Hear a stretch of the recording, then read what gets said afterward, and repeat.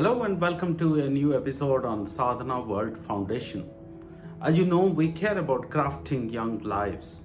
We present stories and experiences from our day-to-day lives and connect them with the wisdom which is embedded in our ancient texts. This is not a rare occasion when we have been betrayed. We have confided in a friend and the friend spilled the beans. At work, there are numerous instances where someone's good work is kind of stolen by someone else. The colleague claims responsibility of all the good work, and the higher ups in the organization recognize someone else, while you might have been the person who should have been recognized. So, how do we handle such betrayals? I looked at some of our ancient texts. Think of Ramayana. Vibhishana, who was Ravana's brother, was against the approach and all the beliefs and all the work that Ravana was doing. He deeply believed that Ravana's deeds are vices. They don't really reflect who a king and a wise king like Ravana should behave. He used to oppose Ravana regularly, but a point came when Ravana was getting angry with all the counsel that Vibhishana was giving. And Ravana started dismissing Vibhishana, and the gap between the two brothers increased. And at one point in time, Vibhishana said that enough is enough. I need to move on to the opponent's camp. So he left Lanka, the kingdom which Ravana used to rule, and joined hands with Lord Ram. Lord Ram was the opponent of Ravana because he believed so deeply that the deeds of Ravana are unjust, and the world needs to learn a lesson that such unjustified, such wrong things must be prevented. So Ravana was betrayed by his brother. But Vibhishana in his mind was clear that he wasn't doing anything wrong. So from Ravana's perspective, it was betrayal. But from Vibhishana's perspective, he was being with the right thing. So this is one story of betrayal. What do we learn from this story? Something very interesting, which appears to be betrayal, may not be betrayal actually. Now think of Mahabharata. Think of the character Karna. Karna knew that he was born to a family of charioteer. He grew up and many things happened in his life. Duryodhan became his friend. Duryodhan gifted him a kingdom and called him the king of that kingdom.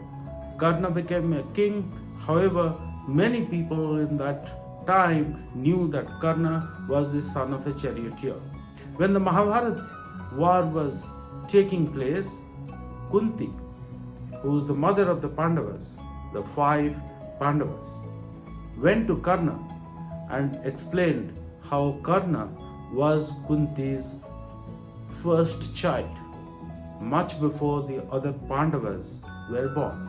And Kunti knew that Karna is extremely powerful and one of the most amazing warriors that time had. Kunti said that due to various reasons he had to abandon Karna. But now that Karna has understood that he is actually the son of Kunti, he should leave the camp of the Kauravas and come to the camp of the Pandavas and fight against the injustice done by the Kauravas. Just think of Karna's state of mind.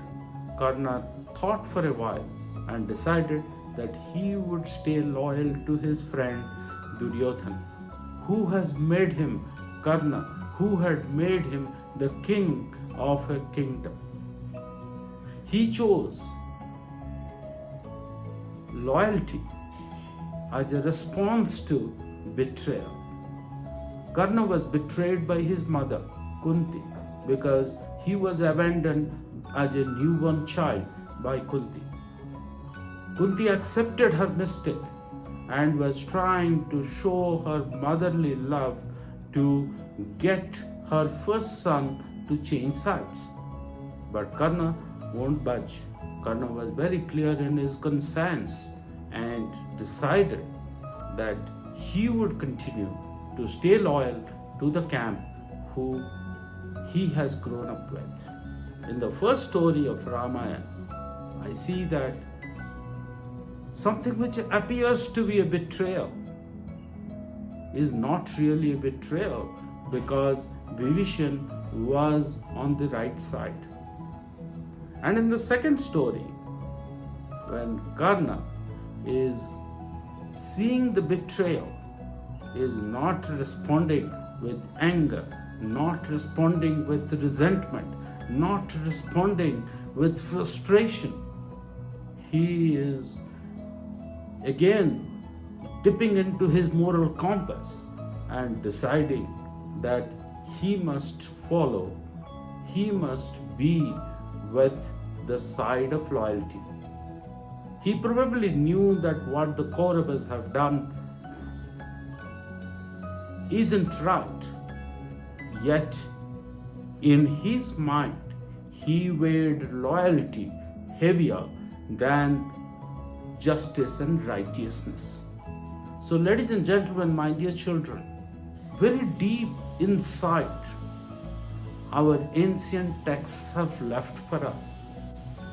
The next time we feel betrayed by a friend, by a colleague, by someone else in and around us, let's ask this question: what was the context in which the other person has acted?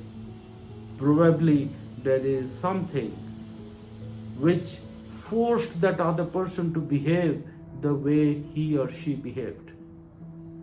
We don't have to really nurse a sense of betrayal deep down inside us, questioning our self-worth, or responding by anger, or responding with vengeance. And secondly, we need to think coolly. There must be a balanced approach in our thinking, in our response. Let's not react, let's respond. The response could simply be ignoring the other person's actions. Or the response could be like what Vibhishana did. He actually joined the opponent's camp, because in his mind, righteousness and justice was more important than anything else. In Karna's case, it was loyalty which was more important than righteousness and justice. Let's think for ourselves in that situation what's right. We need to take a balanced approach. I look forward to our future conversations.